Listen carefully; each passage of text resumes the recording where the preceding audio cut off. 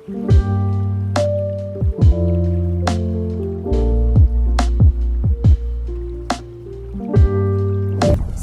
бе, құрметті көрермендер. Сіздермен бірге әдеттегідей AG подкаст және мен Айгерім Гарифулла. Бұл каналда біз психология, тұлғалық даму, мышление жайлы тақырыптар қозғайтын боламыз. Бүгінгі подкастымызда біз ризық, ақша, қарыз, яғни мидың жұмыс жасауы, мышление жайлы көптеген тақырыптарды ашатын боламыз. Осыған байланысты бүгінгі қонағымыз психофизиология саласының маманы, миды мүмкіндіктерін тереңдей саралап жүрген медик Абдрашид Түлкібаев мырза. Қош келдіңіз, Абдрашид мырза. Қош көрдік. Ассалаумағалейкум барлықтарыңызға. Алейкум сәлам. Қалыңыз қалай? Аллаға шүкір, аман есен. Жақсы. Қош, Өздеріңіз рахмет. қалайсыздар, амансыздар ма? Шүкір. Рахмет бүгін келгеніңізге, уақытыңызды бөліп. Шақырғандарыңызға рахмет. Ал бастайық. Енді бірінші сұрағым менің, Абдрашид мырза, қазіргі таңда өзіңіз немен айналысып жатсыз? Бір өзіңіз туралы кішкене ақпарат берсеңіз, таныстырып өтсеңіз. Таныстырып өттіңіз ғой сіз мені. Менің есімім Абдрашид болады. Менің мамандығым негізі андай ашықтап өтетін мамандық. Енді бұны ашатын болса, психофизиология деген бұл сала, ол нейробиология саласынан шығады. Бұл біздің мидың ағзамен, денемен және мынау сыртқы әлеммен қарым-қатынасын зерттейтін сала. Барлық көзге көрінетін біздің қабылдау мүшемізбен қабылданатын әлемді дұрыс қабылдап жатырмыз ба, дұрыс анализатордан өткізіп жатырмыз ба, фильтріміз дұрыс қабылдап жатыр ма, сол саланы зерттейтін, егер былай қарапайым тілмен айтатын болсақ, сөзді зерттейтін сала. Адамның бойында, өмірінде сөз қалай қолданылып жатыр деген сала. Түсіндіріп алдым? То есть сен сөз деген нәрсе ол өте үлкен қару негізі. Түсінген адамға, мысалы үшін психология саласындағы жүрген адамдар, егер сол нәрсеге қатты көңіл бөлетін болса, олардың сөздері ол үлкен қару. Өйткені адамның психикасы, ол да бір адамның тәні сияқты ғой.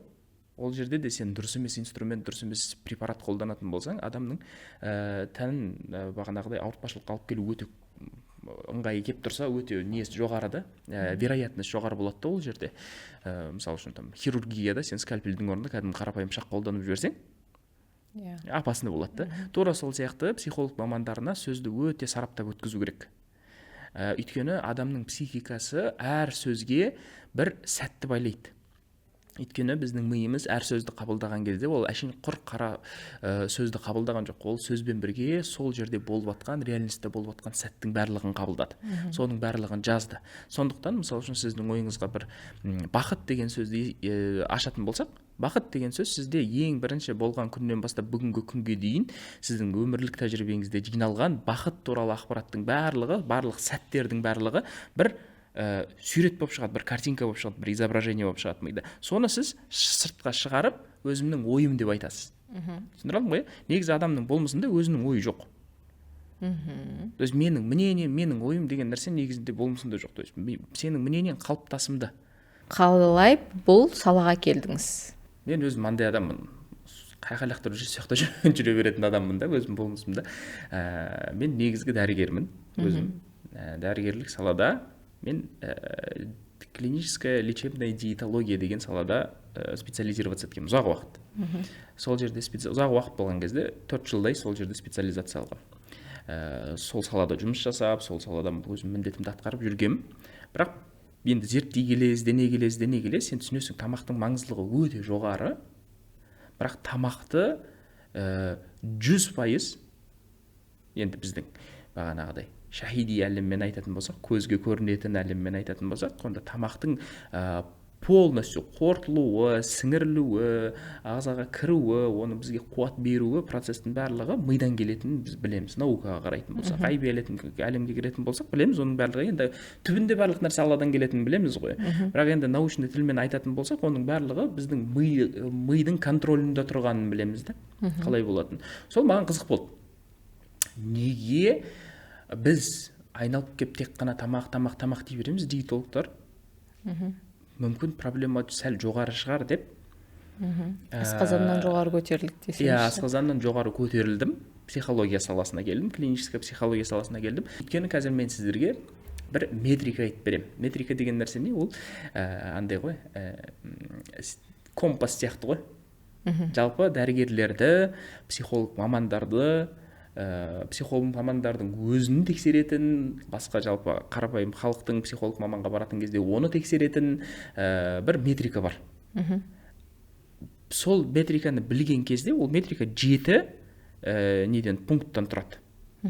3 этап 7 пункттан тұрады. Қазір соны ашып өтеміз. Когда мы знаем эту метрику, сол метриканы танысқан кезде бізде жеңіл болады жалпы салаларды айырмашылығын білу, арасындағы бағанағы нелерді, разрывтарды білу, кім конкретно немен айналысатынын білу бізге жеңілірек болады. Ең бірінші базовый метрика 4 нүктеден тұрады. 4 пункттан тұрады.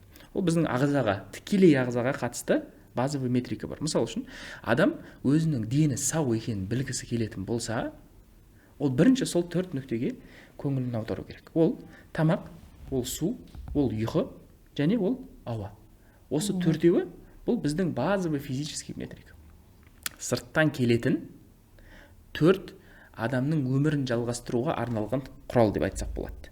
Аллах бізге бір ризық береді, нәр береді. Осы төртеуі біздің өмірімізді ары қарай жалғастыруға қажетті нәрселер. Осы төртеуінде егер сенде бір құбылыс болатын болса, осы төртеуінде нарушение болатын болса, онда сенде міндетті түрде ағзаңда нарушение болады. Түсіндіре алдым ба? Су ішу процесінде, тамақ ішу процесінде нарушение болатын болса, уақытпен, көлеммен, пайғамбарымыз саллаллаху алейхи айтып кеткен, мысалы үшін 3/1 тамақ, 3/1 ауа, 3/1 су деп. Оның маңыздылығы негізінде өте жоғары. Өйткені бұл үшеуі де адам үшін бір қатарда тұрған бір маңызын беретін ресурстарды сырттан келетін. Оған қоса тағы да бізде ұйқы бар. Не үшін бізде таңның берекесі дейді, ерте жатыңдар дейді. Ол нәрсенің жалпы тек қана ұйқымен айналысатын мамандар бар. Ұйқының ритмін көретін сомнологтар бар, өзі психология саласында сомнология деген бір сала бар. Тек қана ұйқының мәселесімен айналысатындар. Өйткені ұйқы деген бөлек әлем. Ол әлемде зерттеу, ол өте үлкен сала болғаннан кейін, ол ұйқы деген мынау деп айта салуға болмайды. Сол үшін адам бірінші осы 4 метрикаға көңілін бөлу керек. Әрдайым. Ішіп жатқан тамағын, ішіп жатқан суына, ұйқысына, және төртіншісі ауаға. Осы төртеуіне көңіл бөлетін болса, оның дені сау болады. Одан кейін жоғары көтерілеміз, ол жерде біздің психиканың несі бар. Отдел психики дейік, бұл жерде. Екінші этап, это этап психики. Ол жерде 2 тармақ бар. Бірінші тармақ – это здоровые отношения со своими чувствами, с самим собой. Второе – это здоровые отношения с реальностью дейді. Сыртқы әлем мен ішкі әлемдегі дұрыс қарым-қатынас.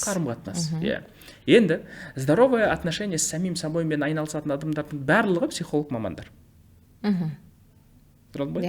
Өзіңнің бағанағы латайфтарыңды, сезімдеріңді, эмоцияларыңды танысу, білу, оқи алу деген нәрсе, бұлардың барлығы негізінде психология маманы осыны зерттейді.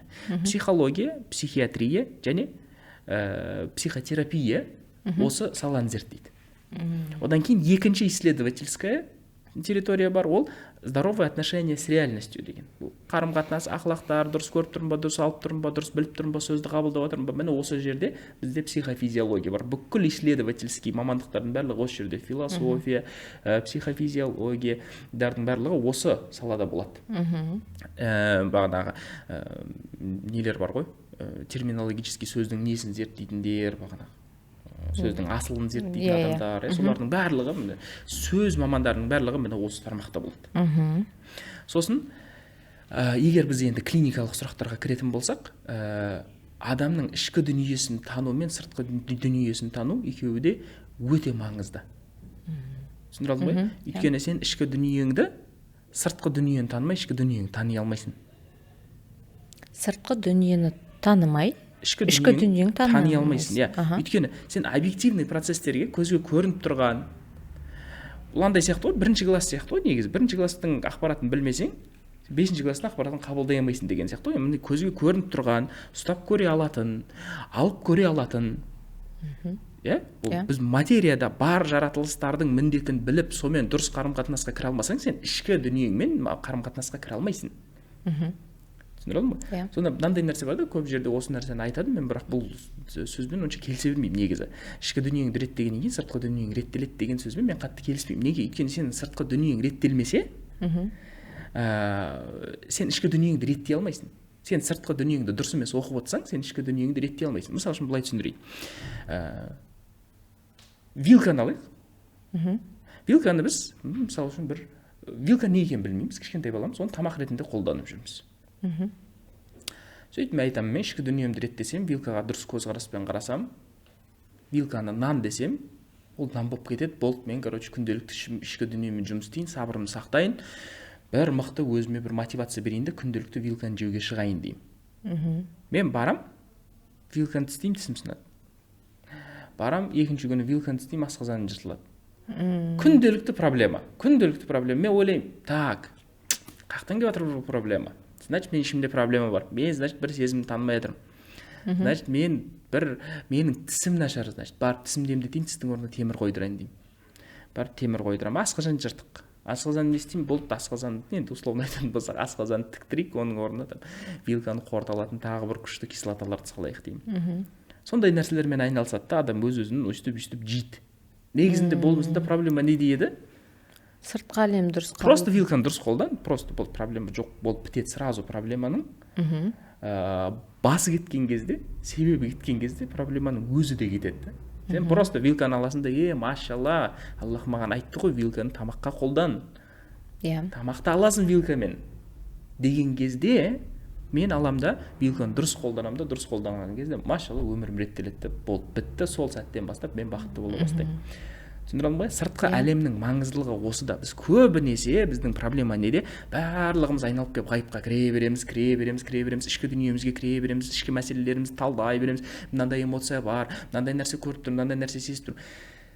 Сен бірінші сезіп тұрған нәрсеңді оқи алу үшін, сен сыртқы әлемде болып жатқан ситуацияны оқи алу керексің. Енді түсіндім. Мен енді түсіндім. Машалла. Сыртқы әлемде болып жатқан ситуация саған шынайы қазір қауібі бар ма, қауібі жоқ па? Бұл әлем не үшін маған қазір қауіпті болып көрініп тұр? Мүмкін мен осы жерде бір нәрсені түсінбей жатқан шығармын, осы жерде бір нәрсем қалып кеткен шығар деген сияқты. Мысалы үшін көп адам проблемасы мынандай: білейін, мен дами алмай жатырмын, мен өсе алмай жатырмын, мен ешнәрсе істей алмай жатырмын, өмірім қиын болып жатыр дейді. Ішкі дүниеммен барып разбираться етуім керек дейді. Барады да сөйтіп бүкіл болды, психологияны зерттейді, ізденеді, барады, жылдап соның ішінде жүреді. Мәселе не еді? Сыртқы әлемде просто айтқан сөзіңді орындап жүрші адамдарға, саған ешкім ренжімейді. А сен барасың да бүкіл адаммен қарым-қатынасыңды бұзып тастағансың. Барлығына өтірікші болып шыққансың, барлығын лақтырғансың. Менің мінезім осындай деп 40 адамның 39-ын ренжіткесің. Осы жерде қоссам болады ма? Негізінде психологияға келген кезде шынымен ішкі әлемді зерттеймін деп келеді адам. Бірінші жаңағы айтады ғой, өзіңмен жұмыс істе, жаса деген сияқты. Но сыртқы әлемдегі проблемаларды айтады ғой, жаңа сіз айтып отырғандай. Сол ғой, өйткені проблема сол жерде ғой. Проблема сол жерде. Ішінде не жоқ. И каждый раз өзіне копать етіп, сосын шығады бүйтіп айтады. А у меня ничего не получается, мен вообще қолымнан ештеңе келмейді екен дейді. На самом деле просто азында, тұрды, таңда тұрды, білмеймін, бір ісінді, амалынды жасады, сосын қалғанына кәдімгідей азында тұр, жұмысыңа бар, ақша табылады. Бір іспен айналыс, саудамен айналыс, там бар сат, ақша табылады. Ойлайды да былай кейбір адамдар, что өзімнің ішіммен жұмыс жасасам, ол сыртынан өзінен өзі келе береді деп ойлайды. Чүк түсе береді, ақша там төбеден шашылады деген сияқты. Жоқ, ондай кездерде болады негізі. Аллахтың өзін, енді біз мынандай ғой, Аллахтың құзырына кірме деген сөз ғой бұл. Саған Аллах, мысалы үшін біздің сезімдерді кім қадағалайды? Кімнің контролінде біздің сезімдер? Аллахтың контролінде. Біздің ой кімнің контролінде? Аллахтың. Реакция ше? Тоже Аллах. Менің контролімде реакция. Эмоция ше? Менің қалай соған реакция бергенімнен шығады. Эмоция кім контролінде? Білмеймін. Менің контролімде. Сөздер кімнің контролінде? Менің контролімде. То есть ол адамның бағанағы өзінің таңдау, Аллах бізге таңдау қабілетін берді ғой. Сол қабілеттің ішіне кіретін салаларда ғана болады проблема. Аллахтың тарапынан келетін адамның бойындағы ресурстарда, ризықтарда ешқандай проблема болмайды. Осыны қайтадан айтыңызшы десе.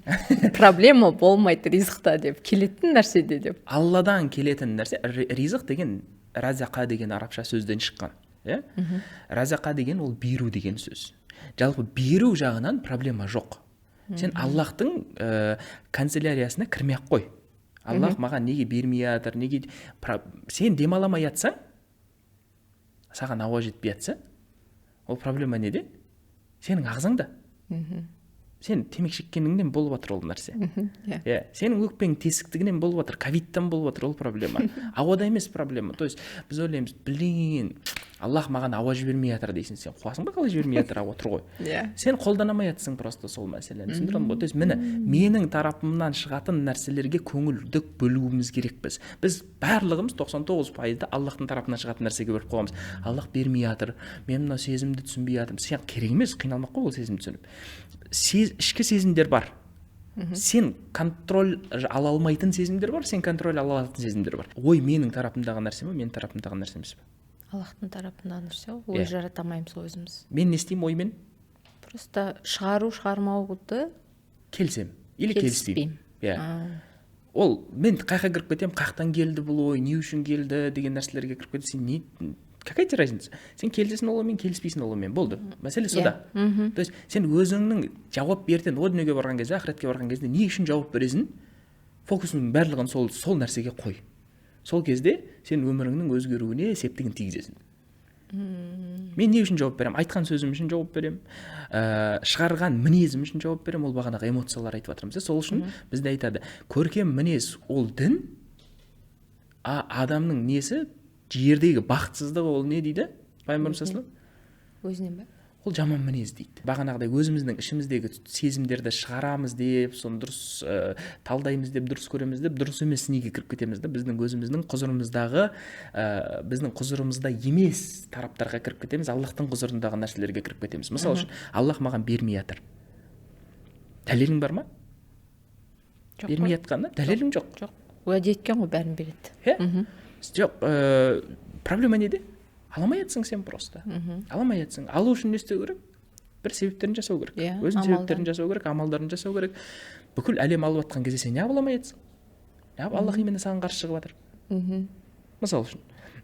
Бұл жерде бағанағыдай ғой, біздің фокустың барлығы ішкі әлемге кіріп кеткеннен кейін, қазір ішім өзгерсе сыртым өзгереді деген нәрсе болғаннан кейін, көбінесе бізде проблема содан шығады. Ал егер біз сәл артқа қараймыз да бүйтіп, 200 жыл артқа кететін болсақ, осыдан бір біз запад біздің дүниемізге кірмей тұрған кезге кететін болсақ, біздің ата бабаларымыздың кезіне кететін болсақ, Совет одағына дейінгі кезге кететін болсақ, сол жердің өміріне қарайтын болсақ, сол бүгінгі келген біздің әдеп ғұрпымыз, салт дәстүрлеріміз солардан келіп отыр ғой, ата бабаларымыздан келіп отыр.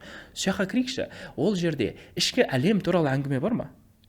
Жоқ. Дәстүрлерде жоқ, тек қана әдеп, тек қана ақлақтар туралы әңгімелер. Ананың көңіліне кірме, ананың көңілін алма, ұят болады, ананы істеме, мынаны істеме, анаған тигізбе, қонақ шақыр, қонақтың көңіліне қара, Құдай саған қонақ жіберіп жатыр, ол келген адам саған Құдай қонақ деген сияқты жұрттың көңілін аулау, сыртқы әлемге көңіл бөлу, сол жерде барлығын реттеу, сол жерде конфликт шығармау мен айналысқан. Діннің 1/3 бөлігі ақлақтарға берілген да. Ақлақ дегенде ол сыртқы әлеммен қарым-қатынас. Адаммен болсын, жаратылыспен болсын, басқа мақлұқтармен болсын, қарым-қатынасқа кіреді. Сенің жеке ғибадатың бар, сенің сыртқы әлемдегі қарым-қатынасың бар. Бұның ішіне сауда-саттығымызда, бизнесімізде, туыстық қарым-қатынас бәрі осының ішіне кіреді. Ит пен мысықпен қарым-қатынасың да осының ішіне кіреді.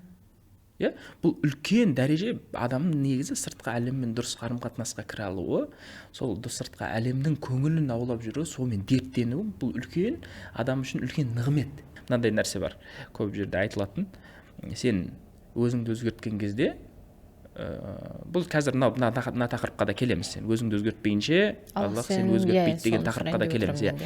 Енді қараңыз, бұл жерде мынандай нәрсе бар, мен өзімді өзгерту деген нәрсе, мен бағанағыдай сыртқа беретін жауабымды өзгерту деген сөз.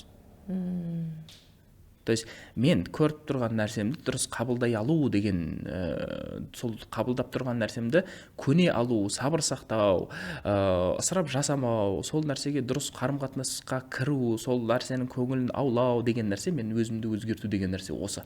Яғни сыртқы әлемге садақасын беру болып саналады бұл негізі. Мен өзімді өзгерту деген іштей бүйтіп, тыныштығымды алайын деген нәрсе жоқ. Сен тыныштықты өзің ала аласың ба? Жүректің тыныштығын ала алмайсың. Аллах береді, саған не үшін береді? Тыныштық не ол? Фатих сүресінде келеді. Тыныштық деген ол сендерге сый болып беріледі дейді. Не үшін? Енді адам өзінің бағанағыдай ашуланып тұрған кезде ашуын шығармаса, анау адамның көңілін ойлап тұр. Бұл біздің ақлақтар. Негізі бұл өте солихат амалдар дейді ғой. солихат амалдар деген міне осы біреудің көңілін ойлау. Мұсылман адам деген кім? Өзінде жоқ болып тұрса да біреуге беретін адам.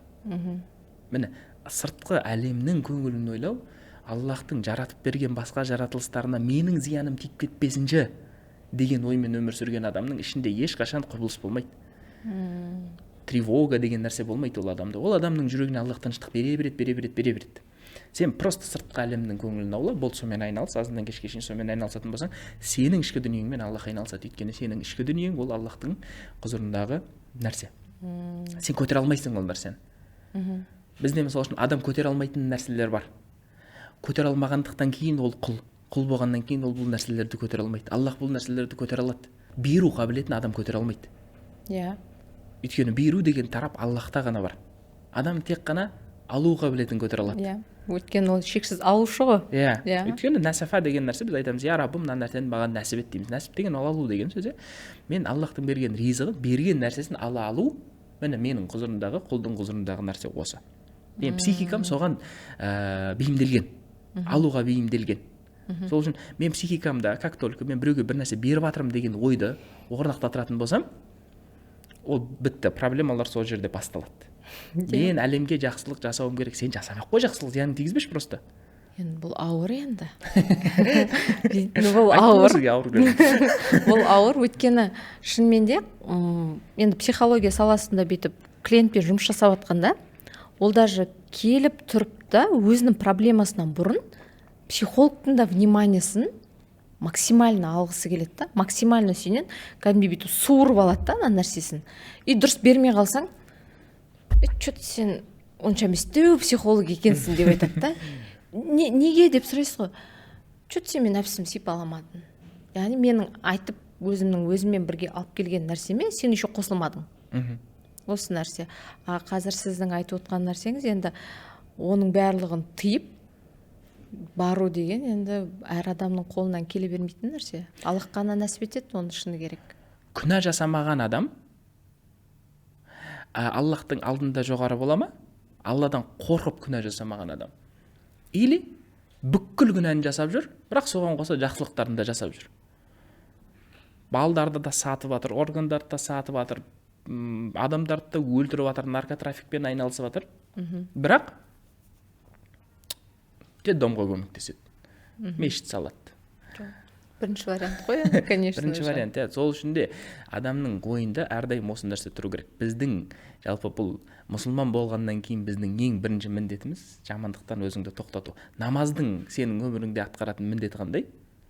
Аллах Анкабут сүресінде айтады, намаз сендерді, орысша айта салайын, қазақша переводын білмейді екенмін. Намаз вас защищает от мерзости предосудительного дейді. То есть предосудительная мерзость деген нәрсе ол күнәлар. Намаздың міндеті менің өміріме келген кезде ол менің жүрегімнен күнәларды шығарып тастау. Менің өмірімнен күнәларды шығарып тастау. Қайтадан келетін болсақ, сенің ішкі ғибадаттарың, жасап жатқан намазың, ол не үшін? Сыртқы әлемге зияныңды тигізбеу үшін. Сен сыртқы әлемге зияның тигізбесең, саған ешкім зиян тигізбейді. Сен сыртқы әлемге зияның тигізбейсің қай моментте? Алладан қорыққан кезде ғана. Аллах көріп тұр, Аллах естіп тұр, Аллах әрдайым менің қасымда деген кезде, мені естіп тұр, мені көріп тұр деген кезде ғана сен содан қорыққаннан сыртқы әлемге зияның тигізбейсің. Бірінші очередь біз Аллахтың мәртебесіне көңіл бөлуіміз керек. Аллах менің досым, Аллах менің сырласым деген нәрсе, сен подругаң емес Аллах. Аллах бірінші очередь оның мәртебесіне, ол Аллах, ол Құдай. Ол бүкіл жаратылыстың жаратып отқан жаратушы. Біз соған көңіл бөлуіміз керек. То есть бірінші біз Аллахтың мәртебесінен аяқ тартуымыз керек. Сол кезде күнәлар тоқтайды.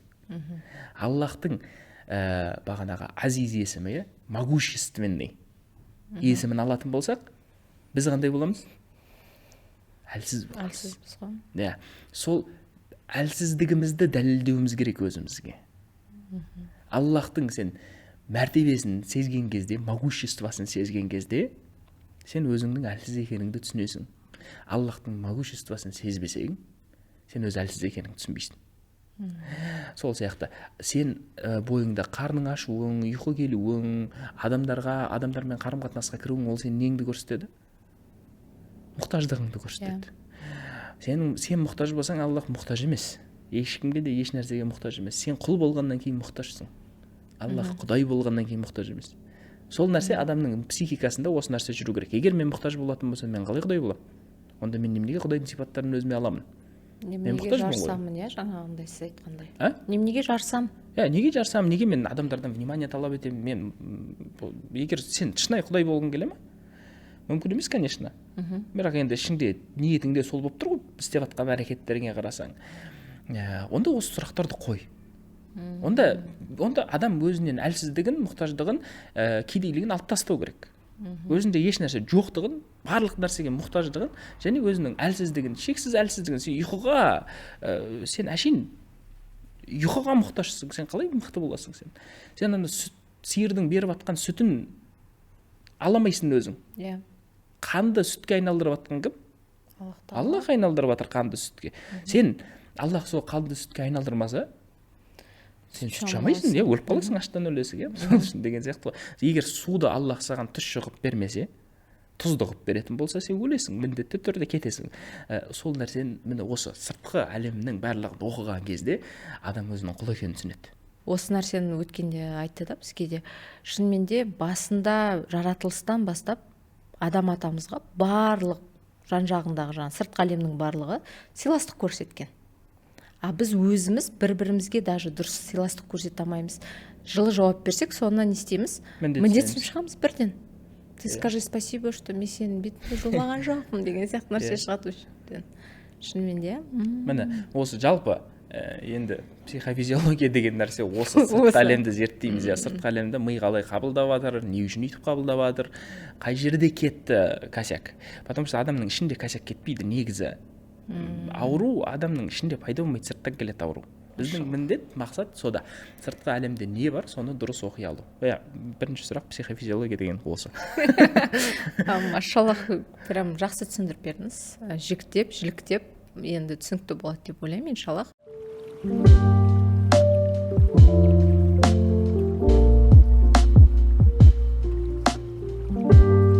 Әдетте біз әр спикерге қоямыз. Топ 3 запрос. Қазіргі таңда Абдрашид мырза қандай запростарға жауап беріп жатыр? Я болмаса, немен айналысып жатсыз қазір? Негізі мен айттым ғой, қандай суға лақтырып жүрсіз, сол суда жүзіп жүрмін. Енді осы жол қай суда жүрсіз деп сұрайын онда. Қазір ең көп запростар енді өзі сондай болып қалды. Кәсіпкерлер келе бастағаннан кейін ең басты запрос ақша болады. Ақшаны не істейміз деген сияқты немен келеді, дүниемен келеді әрдайым.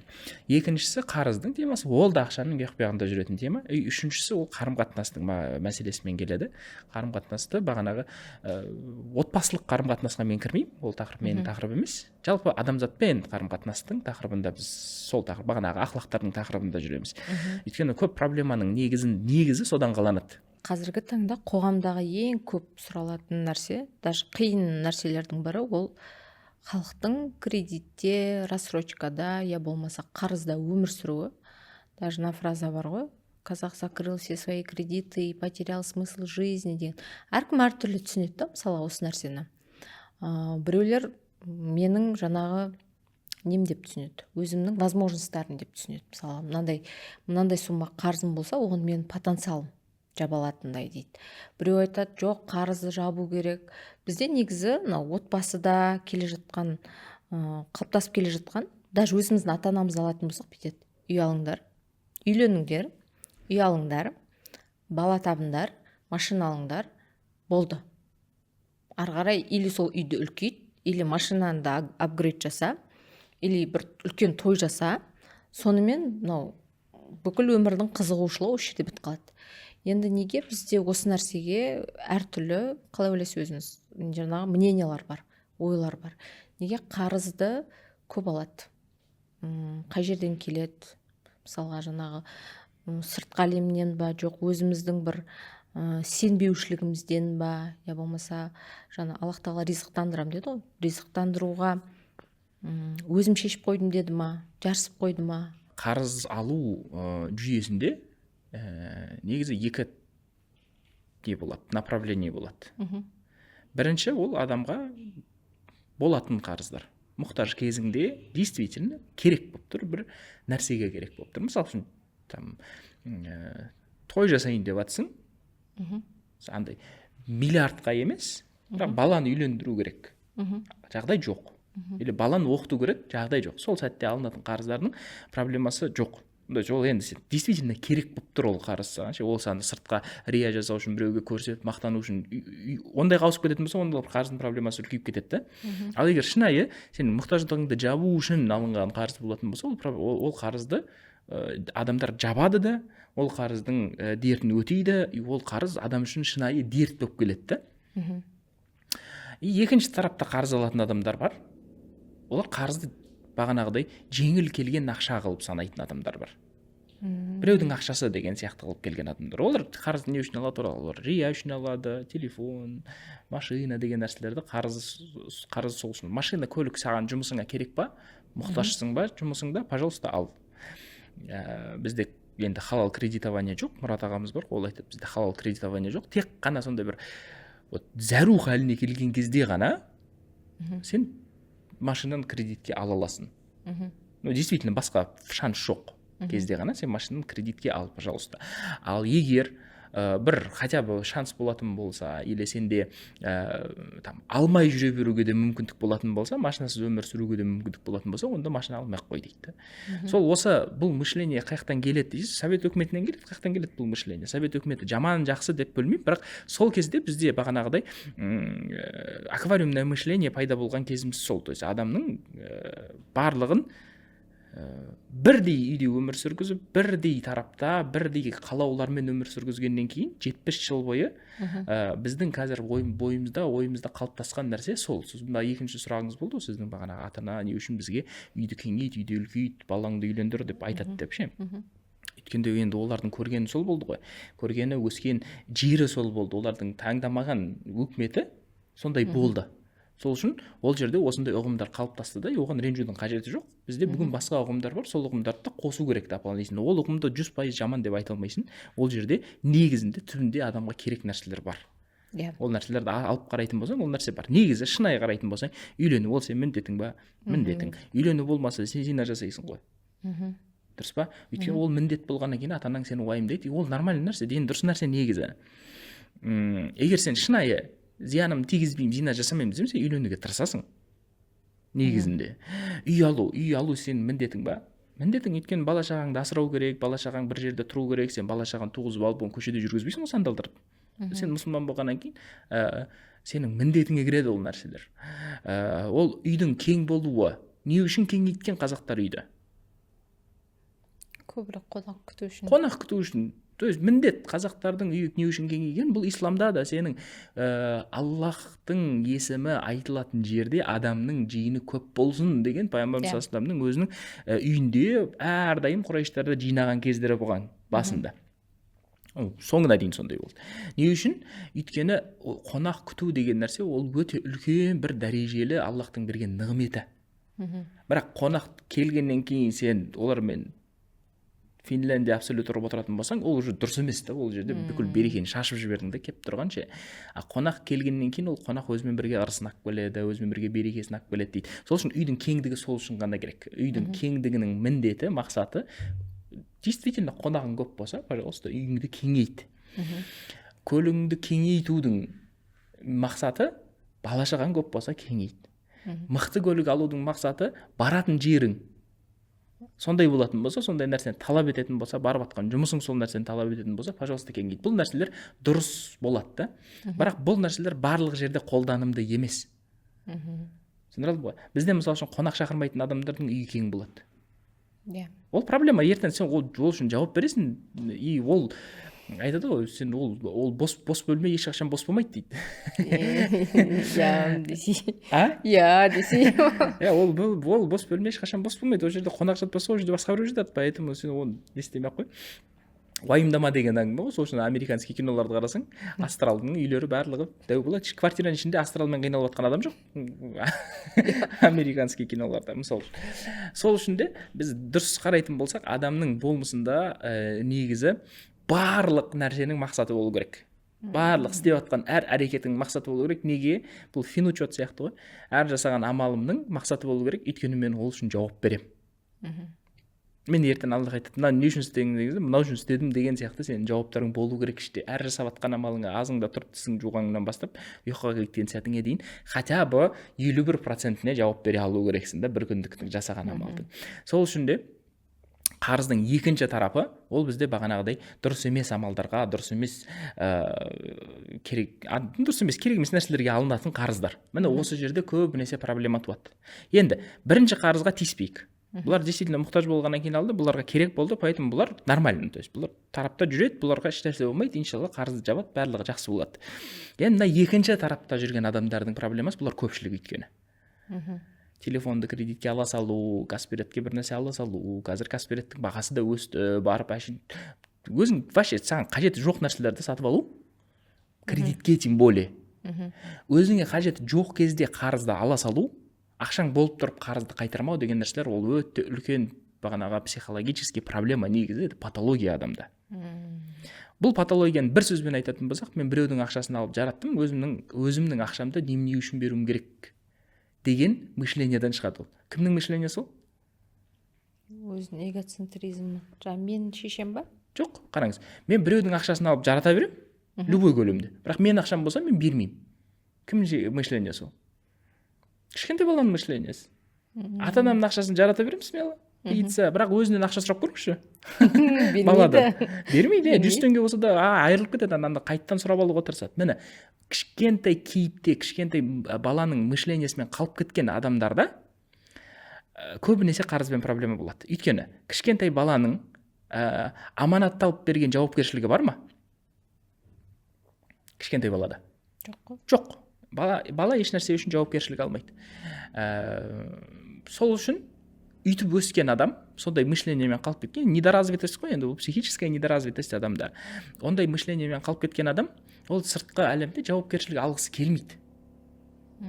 Жауапкершілік алмағаннан кейін ол жеңіл қарайды, қарыздың үкіміне жеңіл қарайды. Ол алады, бар ма? Бар, бере салмаған. 100 000 теңге бере салшы деп звондайтын адамдар көп. 500 000 теңге бере салшы деп жеңіл айта салатын адамдар. Қайтара аласың ба сен оны?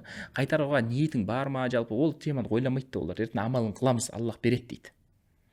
Мысал үшін Аллах береді, міндетті түрде береді, бірақ сен аламайсың ғой, проблема сода ғой. Сен қазірдің өзінде аламай тұрсың ғой. Сен қазірдің өзінде сол 500 000 теңге болмайтын нәрсеге ортайын деп отырсың ғой. Тура сол сияқты бізде айтады ғой, взрослый, но с мышлением ребенка. То есть детская позиция дейді ғой. Осы психологияда бұндай ұғым бар, детская позиция деген нәрсе. Міне көп қарыздың проблемасы детская позициядан шығады. Шешім қабылдай алмау, жауапкершілік алмау, ертең немен қайтарамын, қалай қайтарамын деген ойға кірмеу. Және қарызда болмайтын бір нәрселерге жаратады. Кәмпит-күлштерге жаратады. Тек қана сол кішкентай бала неге жаратады, соған жаратады оларды. Басқа ешқандай не жоқ бұл жерде. То есть бұл жерде басқа нету другой призмы. Басқа призма жоқ та, жалғыз призма сол кішкентай бала не істеді, сол нәрсені істеді. Нәпсі өспей қалған да, насихатталмай өспей қалған нәпсінің жасап жатқан әрекеті болды. Енді егер научный терминмен айтатын болсақ, это детская позицияны былай түсіндіруге болады. Когда у человека снижается чувство долга, у него повышаются внешние долги дейді. То есть адамның ішіндегі чувство долга дегенімізде міндеттері. Мен іште жауапкершілік, мен азамат болдым, шахадамды айттым, мұсылман болдым, енді мен өзімнің өміріме өзім жауаптымын деген ұғым ішке отырған кезде, әйел алғаннан кейін мен отбасыма жауаптымын, бала шағама жауаптымын деген ұғым кірген кезде, ол адамда бағанағыдай қарызбен проблема болмайды. Қарызбен проблема болып жүрген адамдардың барлығының миында детская позиция бар. Сол үшін оларды бірінші өсіру керек. Оларға бірінші сен қарызды құтыл деген бессмысленно, ол өйтіп ойланып жатқан жоқ, ол адам түсініп жатқан жоқ, не үшін қарызды құтылу керекпін деп ойланып жатқан жоқ. Ол ойлап жатыр кішкентай бала сияқты. Енді қарызды сен өз тарапыңнан бердің ғой. Мен саған өз ақшамды не үшін беруім керек? Мен қаламаймын деп ойлайды ол адам. То есть, когда я беру чужое, а когда я отдаю свое деп ойлайды. Түсіндірдің ба? То есть, ол ойламайды, я беру чужое, я должен отдать, это чужое деп ойламайды. Мен қолыма түсіп қойғаннан кейін ол уже мое деп ойлайды, мен уже қайтарғым келмейді деп ойлайды. Сол үшін көп адам айтады, блин, кредитті мен өзімнің айлығымнан әбіржіп қиналып төлеп жүріп, айналайыншы алатын кезде білдің ғой? кстати сол нәрсе айлығыңның 50% кредитке кететінін білгеннен кейін ол 50% уже сенікі емес, иә жыртып кетсе де. иә Даже мысалы үшін қарызы жоқ адамның өзінде де ондай ұғымдар садақаға келген кезде пайда болады. Аллах саған міндеттеп қойды садақаны, ол сенікі емес ол ақша.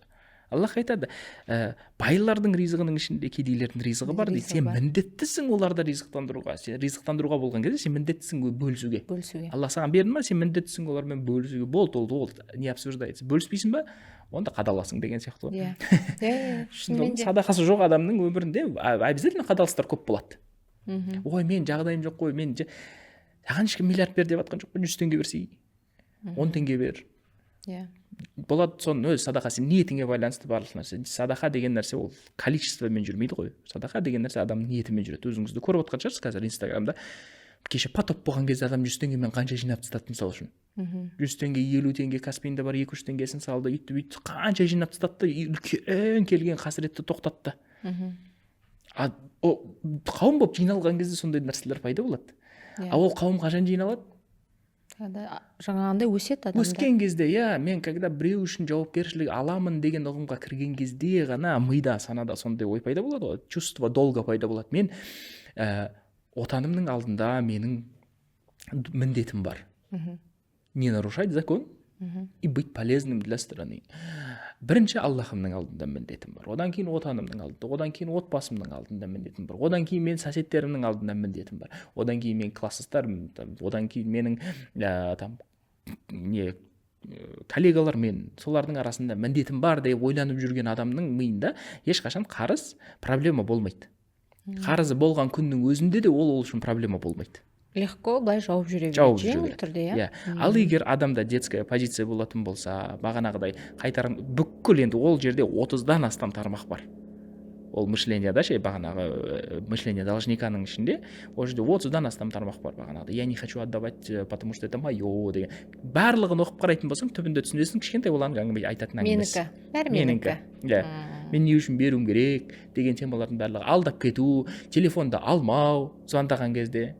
Біреу қарызын сұрап саған звондаса, сен телефонды алмайсың. Алған күннің өзінде не болды сонша 500 теңгеге деген даяқты әңгіме айтасың. Өзіңе чувство вины неғып жібереді, ғой салып жібереді. Ол кішкентай баланың жасайтын амалы. Ол атака, это кішкентай баланың жасайтын амалы. Сол үшін ол адаммен, үлкен адаммен сөйлесудің қажеті жоқ. Бессмысленно, потому что ол адам түсініп тұрған жоқ. Ол үлкен емес. Ол өспеген. Мышление позициясында ол адам өспеген. Түсіндіре алдым ба? Өспеген адам, жауапкершілік алмаған адам байи ала ма? Жоқ. Байи алмайды, конечно. Өйткені байлық деген адамның өзін жеке өзіне барып вилла соғып ал деп берілмейді ғой. Байлық деген нәрсе ол бағанағыдай жауапкершілікпен келеді ғой. Иә. Айналаңдағы адамдарға да көмектес деп беріледі ғой. Айналасындағы көмектесетін адамдар олар обязательно кім болу керек? Үлкен адам болу керек, который берген кезде ешқандай міндетсінбейтін. Иә, бағанағы міндетсіну деген теманың барлығы ол кішкентай балалардың жасайтын амалдары. Ол бағанағы асау нәпсінің, ақылы қосылмаған нәпсінің жасайтын амалдары. Нәпсі өспейді. Нәпсі насихатталады. Нәпсіге сен насихатыңда айтасың, сөйтіп нәпсі тәрбиеленеді. Иә. Нәпсінің ұстаздары бар. Сенің ақылың, жүрегің, рухың бір ұстазы болатын болса, мынақта екінші ұстазы шайтан. Как только сен ақылыңды қоспай, сакарат халінде нәпсіңді өзін жіберіп жібердің, ол кімнің ұғымдарымен жүреді? Подушкасын. Обязательно, міндетті түрде, өйткені болды, ол өз тарапынан өз нәрсе істемейді ол. Оған направление керек. Күнделікті тугис керек. Сен оған тугисін қосып бермесең, кішкентай балаңызға ютубты сіз қосып бересіз ғой. Вот, тура сол сияқты, оған сіз тугисті қосып бермесеңіз, оған кім қосып береді? Аузубилля қосып береді тугисті. Болды, соның несімен жүре береді ол. О жерде адасу басталады сол жерде. Сол үшін бізде нәрсе, взрослый позицияға қосылу үшін, адам взрослый позицияда болу үшін сен бірінші ақылыңды қосу керексің. Ақылды қосу деген нәрсе не? Үлкен адам болып жауапкершілік алу ғой. Жауапкершілік алу. Ақылды қосу деген нәрсе, бұл дүние андай көп адам ойлайды, бұл дүние мен үшін жаратылды деп. Сен үшін жаратылған жоқ бұл дүние. На то пошло. Сен Аллах халифа қылады, кім болсаң. Бірінші адам болу керексің сен халифа болу үшін. Потому что кей кезде адам өзінің амалдарымен, жиіркенішті амалдарымен адамдық тараптан да шығып кетеді. Абай атамыз не дейді? Адам болам десеңіз, 5 нәрсеге ғашық бол, талап, еңбек терең ой, қанағат, рахым ойлап қой дейді. То есть адам болудың өзінің шарттары бар. научный тілмен айтатын болсақ, біз миымызды нәпсі деп атаймыз да. То есть біздің миымыздың сондай, точнее, нәпсіні біз ми деп атаймыз да. Біздің мидың сондай өзінің бір фишкалары бар да, өзінің определенный бір механизмдері бар. Ол бағанағы механизм қандай? Сен әрдайым оны тәрбиелеп отырмасаң, ол тәкаппарлыққа шығып кету бір қадам жүреді әрдайым ми. Осы тарапта адамдар сұрақ қояды. Енді қазір көп адамның самооценкасы төмен ғой. Ол әңгімені ата-аналарыңыздан сұрайсыздар. Не үшін өйтті екен деп. Ал егер конкретно біздің дәстүрге кіретін болсақ, ұят деген нәрсе ол исламның бір көрінісі. Ұят деген нәрсе ол адамның скромность дейді. Скромность это красит мусульман. Осман радиаллаху анху ол не деген скромды болған, қандай байлығы болған, бірақ бір жейдемен жүре берген әрдайым. Ешқандай байлығын сыртқа шығарып, бүйтіп мен баймын деп көкірегін ұрмаған қарун сияқты. Ол сахабалардың да, пайғамбарымыз саллаллаху алейхи ва салламның да өмірінен көруге болады. Пайғамбарымыз саллаллаху алейхи ва саллям адам сырттан келген, сапардан келген адамдар келіп, пешіне келіп іздеген кезде таппай қалатын тұғын. Өйткені пайғамбарымыз саллаллаху алейхи ва саллям ерекше болып жүрмеген. Сахабалармен бірдей солармен бірге отырып әңгіме айтып, солармен бірге сол мешіттің ішінде өмір сүріп жүрген да. То есть адамның осы жерде теңдесу деген нәрсе, мен сенен жоғары емеспін, мен сенен төмен емеспін деген нәрсе ең дұрыс самооценка. Түсіндіре алдым ғой? Енді айналып қайтып келейік қарыздың темасын. Қарыз қаяқтан пайда болады сонда адамда? Қарыз осы адамның дүниесінде маған әлем бір нәрсе беру керек деген ойдан келеді. Должен дегеннен келеді. Должен деген келеді. А должен деген сөз кімге тән? Действительно, кому мы должны? Детям должны. Только детям мы должны. Уже 18 жастан асып кеткен балаға сіз міндеттемедсіз еш нәрсе беруге, ата-ана ретінде. Дұрыс па? Бірақ 18-ге дейін Аллах сізге міндеттеп қойды баланы. 18 емес, 13-ге дейін. Енді ол кезде еді ғой, қазір енді 18-де бала адам болады да. Сол уақытқа дейін біз баланы тәрбиелеу, өсіру, тәрбие деген сөз араб тілінен келетін болса, тәрбие деген ол асырау деген сөз. Сол үшін үйде бала тәрбиеленеді және тәлім алады. Бірақ үйде бала тек қана тәрбиеленуі мүмкін, тәлім алмауы мүмкін. Асыралуы мүмкін. Бірақ білім алмауы мүмкін да. Әке-шешесінен. Тәлім мектептен алады, тәлімді барып сырттан алады, бір жерден алады, ұстаздардан алады мысалы үшін. Негізгі тәлім тәрбие үйде берілу керек балаға. Ең дұрыс тәлім тәрбие. Сол тәлім тәрбие берілу үшін балада міндет жоқ. Сол уақытта балаға тәлім тәрбие беріледі, ол насихатын алады, үлкен өмірге кетеді. Енді сол тәлімді алмаған бала естиді, өскен кезде әлі өзін баламын деп санайды. Әлі өзін баламын деп санағаннан кейін оның өмірінде мынандай ұғымдар пайда болады. Бұлар әлі маған беруге міндетті деген ұғымдар пайда болады. Сыртта жүрген адамның барлығы менімен дос болғысы келе ме? Ол онда маған міндетті соответствовать етуге. Неге сен соответствовать етпейсің? Не үшін ол саған соответствовать ету керек? Мысал үшін. Ол да сенімен тең адам ғой? Жоқ, бізде әйел мынандай болу керек. Сен босай бірінші. Өз тарапыңдан. Онаған мынау. Келісесіңдер. Сол жерде ортада шығады. Кімнің қандай бола алады, кімнің қандай бола алмайтын. Міне осы взрослая позициядағы разговордың барлығы, әңгіменің барлығы осындай болады. Барлық нәрсе сөзбен шешіледі. А детская позицияда обида, агрессия, нелер шығады, претензиялар шығады. Солардың барлығы бағанағы детская позицияда шығады. Неге? Өйткені кішкентай балдар барлығы маған міндетті деп ойлайды. Бірақ кішкентай балаға шынымен міндетті болатын болса, үлкен адамға уже ешкім міндетті емес. А ол өзін үлкен не сияқты ғой? Кім еді? Робин Гуд емес. Короче, бір мультик бар еді ғой, постоянно кішкентай бала болғысы келіп жүретін. Питер Пен. Питер Пен сияқты да, то есть әрдайым өзін кішкентай адам санағысы келеді да ол адам. Сондықтан ол оның ұғымында барлығы оған қарыз болады. Сол үшін ол қарыз алған кезде ол қалай алады? Бұл маған итак қарыз ғой. Бұл мен досым ғой. Досым болып тұрып бермесе бұл кім онда не үшін дос болып жүр маған дейді. Менің бауырым болып тұрып бұл маған қарыз бермесе не үшін? Осы қарыз беру үшін бауыр болып жүрмаса, қарыз беру үшін дос болып жүрмасаған, ол не ұғым, мысалы үшін? Кімнің ұғымы ол? Ол кішкентай баланың ұғымы. Мен әке-шешем болып тұрып, мені асырамады деген ұғым ол. Ағам болып неге бермеді? Сол үшін онда адам ешкім араласқысы келмейді. Онда адамнан алшақтайды әрдайым. Өйткені сен әлемге тигізіп жатқан пайдаң жоқ. Әрдайым әлемге келесіңде претензия бір нәрсені талап етіп отырасың. Кім едің сен талап ететін? до то пошло былай қарайтын болсақ, президенттің өзі беру үшін президент болады ғой халыққа.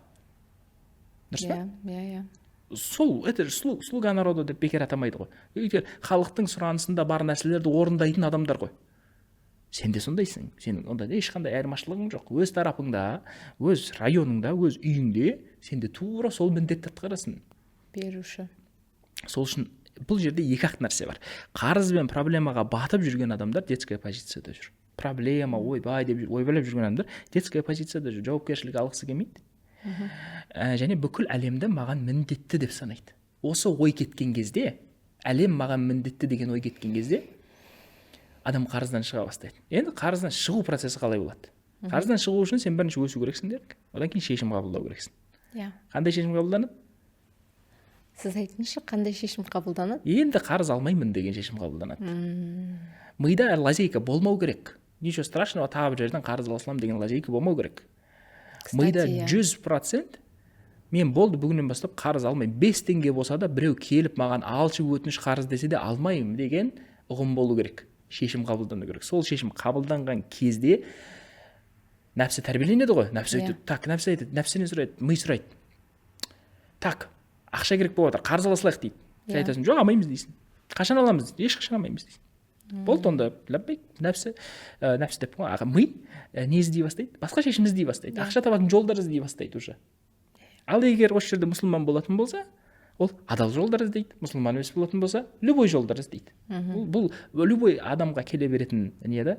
Формула да. То есть сен бірінші өсесің, одан кейін шешіміңді қабылдайсың. Шешімді қабылдап болғаннан кейін сен не істейсің? Сол шешімді отстаивать етесің. Азаннан кешке шейін сол шешімді ұстанасың. Күнде еще, между прочим. Ұстанасың. Саған біреу 10 теңге әкеп беріп, қарызға беріп жатса, жоқ, маған керек емес дейсің. Мұқтажсың, бірақ керек емес дейсің. Осы нәрсе ше бізбен болды да, өз басымда болды шын керек. 25 миллион қарызда болдық отбасымызбен бірге. И шынымен де білім алып, не алып, өсіп келе жатып, жаңа детская позициядан взрослый позицияға өту процесінде бәрібір сол қарызда бола бердік.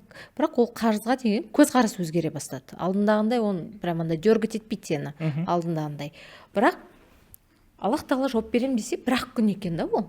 Бір-ақ күнде шешіліп кетті барлығы шешіліп кетті, қарыздар жабылды. Ал ойымда нәпсім бүйтеді ғой, жарата берсе, қарыз ала саламыз бір жерден барып. Анау бере салады, анау өте салады. И 2-3 ай кәдімгідей адамды анау бүйтіп шатат етеді екен сол нәрсе, сол ой. Алаяқтан не қылып қалған, жаңағы ұнатып қалған жеріне қайтып барғысы келіп тұр да. Сонымен бір рет барып, содан кейін барып шешім қабылдау. Жоқ, енді алмаймын. Все. Енді анау бір рассрочка, бір нәрсе жоқ. Все. Тоқтады ма? Тоқтады. Бірақ шынымен Аллах тағала соны тоқтата берген кезде көп нәрсені өзгертіп береді екен да. Жаңағы өзім сұрақ қойып, өзім жауап берген сияқты. Финансовый потолок деген сол жерден басталады екен.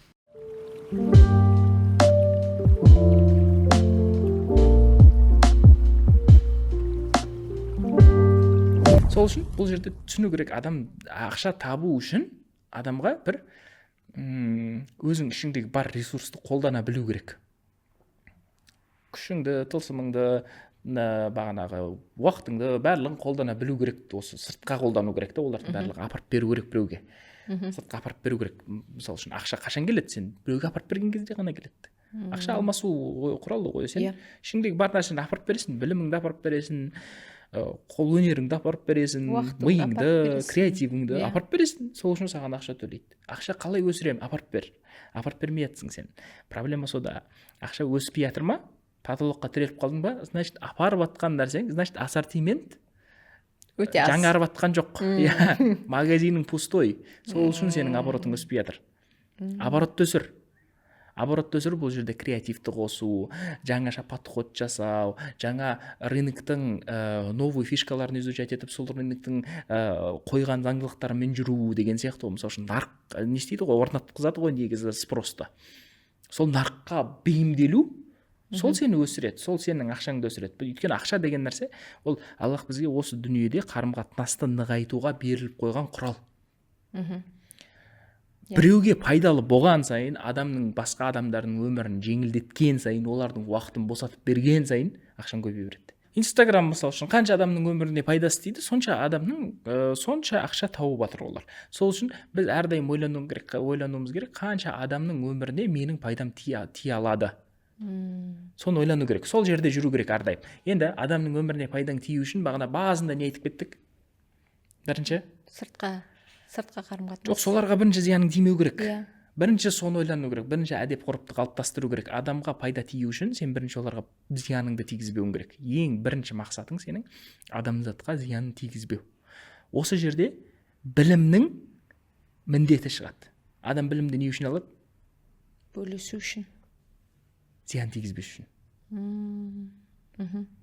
Ешкімге зияным тиіп кетпесін. Профессионал деген кім? Бір істі керемет жасайтын адам ғой. Керемет жасау деген не? Жаңағы зияны тимей дұрыс жасау. Дұрыс жасау, зиянын тигізбеу, Мысалы үшін профессиональный бизнесмен деген кім? Бизнеске зияны тиетін нәрселердің барлығын көріп шыққан адам. Иә. И уже ол жасаған кезде ол қадалмайтын әрекеттер жасайды. Сол адамды профессионал деп атаймыз. То есть профессионал специалист деген адам кім? Мысалы үшін специалист хирург ол кім? Жақсы операция жасайтын адам. То есть сені кескен кезде саған зиянын тигізбейтін адамды біз профессиональный хирург деп атаймыз. Сені тіккен кезде, бір нәрсені кесіп алған кезде ол саған зиянын тигізбей алып, сол не болса да соны алып шығару, сол есть профессионализм. Ал егер күшті ниеті бар, мықты, бірақ 5-ші курстың студентіне сіз аппендицитті кесуге жібердіңіз. Күшті біледі, бірақ теоретически мықты, ешқашан істеп көрмеген, бірақ теоретически мықты. Енді ананың ішіндегі тылсымы мықты, енді адамға көмектесейінші деген ниеті өте жоғары. Ол бараттан міндетті түрде адамды өлтіріп қояды. Ол жерде сепсис кетеді, перитонит кетеді, көп проблемалар шығарады ол адам. Неге? Өйткені ол білмейді қалай зиян тигізбеу керек екен. Сол үшін сен ниетіңде қанша жерден жақсы пайдалы болам дейтін болсаң, сенің амал әрекетіңде де зиян тигізбеу деген ұғым тұру керек. Сен бірінші зияныңды тигізбейсің, одан кейін пайдаңды тигізесің. Міне, мұғалім болсаң, сенің зиян тигізбеуің не? Мұғалім, профессионал мұғалім деген кім? Балам психологиясын білетін адам, профессиональный мұғалім. Сен келіп үйіңдегі проблеманы баланың миына құйып кететін болсаң, сен профессиональный мұғалім емессің. Сен баланың өмірін жеңілдетіп жатқан жоқсың, сен баланың өмірін қиындатып жатсың. Сен өткеннен кейін саған келетін ақша сен өмірін жеңілдетеді деп ойлайсың ба? Иә. Сол үшін адам өз-өзін сөкпеу керек қателік жасаған кезде. Қателіктер не үшін жасалады? Түбінде сен профессионал қылып шығару үшін. Иә. Қателіктер өте үлкен білімдер. Сол үшін қателіктерге күшті қарауымыз керек біз. Қателескен сайын, машалла, бүгін мынандай инсайт алдым, мынандай білім алдым деу керек. А сен кішкентай бала болсаң, сен тәкаппар болсаң, сенің көкірегіңде өзіңді Құдай санап жүрген адам болатын болсаң, сен қателіктен қашасың. Иә, бір қателік жасап, жасамай қоятын кісілер де бар. Сен неге? Сен адамсың ғой. Сен адам болғаннан кейін сен қателесесің. Сен Құдай емессің. Или бүкіл білім сенің бойыңда бар ма еді? Жоқ. Сен қателесесің. Сол үшін қателесу деген нәрсе, мысалы үшін андай адамдар бар. Бизнесті бастайды да 2 жылдың ішінде сразу миллионер болып кетеді. 5 жылдан кейін қадалады бірақ. Ондай ситуациялар өте көп болған. Или андай адамдар бар, 5 жыл бойы еш нәрсе таппай жүреді, 5 жылдан кейін миллионер болып кетеді. Ондай адамдар да бар. Неге? Қателіктен қашқан сәтте сен тірелесің потолокқа. Вот. Мен қателеспеймін. Кетіп баратсың. Мынандай істедім. Осы сәтте мен қателеспеймін, мен енді бәрін білемін, мен енді мықтымын деген сәтте бітті. Сен патологың басталды деген сөз. Одан артық сен өспейсің, сол сәтте пока мына ұғым кетпейінше. Миыңда. Мен қателеспеймін деген ұғымды алып тастамайынша, андай адамдар болып қалады ғой, енді мен мына статусыммен қателесуге болмайды. Ұят емес па? Иә, дейтін болсаң, психологтардың бәрі проработанный болу керек деп айтады. Иә.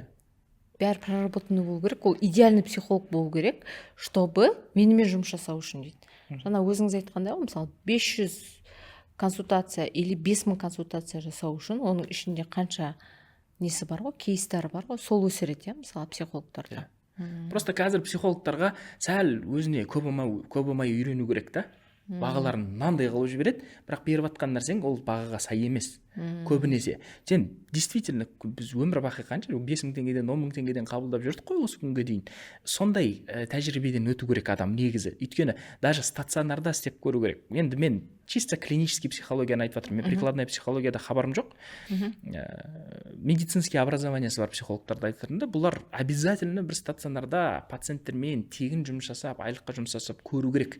Неге? Өйткені стационарда бар проблемалармен сен күнделікті дүниеде өмірде кездеспейсің. Это лучший опыт для тебя. Мен мысалы үшін біз медик болдық қой, біз поликлиникада да істедік, стационарда да істедік. Ол жерде алған тәжірибені сен все, это самый дорогой опыт для тебя, самое дорогое обучение. Сен живой пациентпен алған тәжірибені сен жерден ала алмайсың. Сол үшін де адамға өте маңызды бағанағыдай миында қалыптастыру. Мен ешкімге зияным тимеу керек деген нәрсе қалыптастыру. Сен зиян тимес үшін сен тәжірибе алу керексің, білім алу керексің, білімің өсу керек. Оны күнделікті асырып, өсіріп отыру керексің. Сол тәжірибе барысында егер сенің точнее сол білім алу барысында сен міндетті түрде қателесесің. Ол қателікте проблема жоқ. Сол үшін егер сен қателесетініңді білетін болсаң, сен алдын ала өзің білмеймін-ау деген темаға кірмей қойғаның дұрыс болады. Өйткені сен білмеймін-ау деген темаға кіріп кетесің да, ол жерде қателігіңді бүйтіп жауып тастау үшін сен аласың да өтірік ұрып жібере саласың. Сол жерде басталады специалистердің проблемасы. Не только психолог, специалистердің проблемасы сол жерде басталады. Мысалы үшін ремонтниктердің проблемасы сол жерде басталады. Білесің ба, кафельді қалай жапсыру керек екенін стенаға? Білемін дейді. Ол негізі тек қана полға жапсыра алады, стенаға жапсырып көрмеген. Білемін дейді, смело дейді, келеді да сіздің бюджетіңіздің астан кестен шығарады. Қисық қылып жапсырады мысалы үшін да. Проблема неде? Тәкаппарлықта іште отырған. Сол сияқты әр нәрсенің, әр саланың өзінің сондай тәжірибе алатын, қателесуді үйрететін, қателігіңді жеңіл өткізетін жерлер болады. Мектеп, универ негізі адамға қателесуді үйрену үшін арналған жерлер. Қателесуді үйрету керек мұғалімдер. Қателіктен кейін тез тұра білуді үйрету керек мұғалімдер күнделікті. Біздің мұғалімдердің көбісінің проблемасы қателеспеуге итермелейді адамды. Қателессең басыңды алады. Мысалы үшін, или қатты жұмсақ болады. Екеуін де ұстануға болмайды. Середина, то есть талап не болу керек? Қатал болу керек талап. Бірақ адамның өзінің жеке тарапына кірмеу керек. Жеке, мысалы үшін, сен мынау есебің дұрыс емес, сол үшін сен конченныйсың деп айтуға болмайды балаға. Сен топассың, сол үшін сенің есебің дұрыс емес деп айтуға болмайды. Сенің есебің дұрыс емес, бірақ сен адам ретінде жақсысың. Деген, осы ұстанып отыру керек. Адамға тиісуге болмайды. Адам ол сенің жаратылысың емес. Кстати, соған байланысты кеше Европада да болды. Ол жақта мынандайға бөлінеді екен. Или сен профессионалсың, или не профессионалсың. Андай жоқ. Сен жақсы адамсың, или сен жаман адамсың деген жоқ. Олар да жандай гендерный несіне де бөлмейді екен. Олар қарамайды сен қандай недесің. Там жаңағы дінің қандай, басқан қандай, үйіңде қандайсың дегенге қарамайды да. Или сен профессионалсың, или вообще нольсың. Болды. Ал адамның личності тиіспейді екен. Өте маңызды бұл нәрсе. Өйткені ол личность саған ешқандай қатысы жоқ оның личностінің. Бізде көрдіңіз ба? Бірінші личность қой. Собеседование келесің, сен профессионализміңе қарамайды, сен киінгеніңе қарайды, аяқ киіміңе қарайды, түріңе қарайды, сөйлеген сөзіңе артысын. Че-то ұнамай тұр маған. Бірақ артында мынандай бір несі бар да, опыты бар. Просто ұнамайды маған, и все. Шынымен сол ұнамайтын мен жұмысқа қабылданбаған кездерім болған, если честно. Назарбаев мектебінде жұмыс жасағанда бір бастығым болған. Сен вроде нормальный кураторсың, класс жетекші болып жұмыс жасадым мен. Нормальный кураторсың, бірақ вечно саған тиісе береді. Потому что сен личностін жақтырмайды. Личность вообще жақтырмайды. Не жасадың, короче. Сосын аяғында уже кәдімгідей подхалимші деп бастадым. Қой құрсын дедім мен. Может, шынымен де өзіме қарадым. Может, менің отношениям дұрыс емес шығар оған. Может, должный былай не бермей жатқан шығармын. Сыйластық бермей жатқан шығармын. Сөйтіп сыйластық былай не қыла бастадым. Басында это было неискренне. Потом ол со временем искренностьқа ауысты. Потом екеуміз кәдімгідей күшті не болып қалды ғой, екеуміз жабысып қалдық қой, короче. Қазір араласамыз, неше жыл болды уже өтіп кеткен, жаным деп сөйлесеміз бір-бірімізге.